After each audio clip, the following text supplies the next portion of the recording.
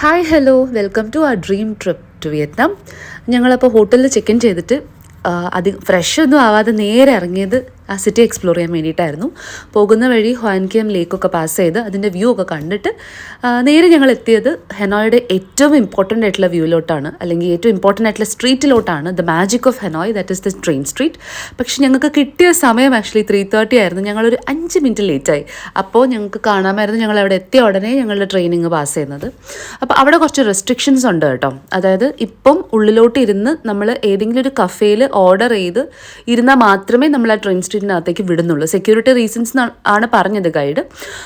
പക്ഷെ എന്തായാലും ഞങ്ങൾ ട്രെയിൻ പാസ് ചെയ്യുന്നത് കണ്ടതിന് ശേഷം ഞങ്ങൾ ഉള്ളിലോട്ട് ആ സ്ട്രീറ്റ് എക്സ്പ്ലോർ ചെയ്യാൻ വേണ്ടി പോയി.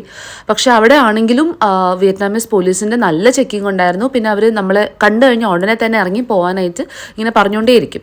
But still we manage to somehow capture the beauty of the street. അങ്ങനെ രണ്ട് സൈഡും കുറേ ഷോപ്സൊക്കെ ആയി നല്ല രസമുള്ളൊരു സ്ട്രീറ്റ് ഞങ്ങൾ നല്ല രീതിക്ക് കണ്ടു.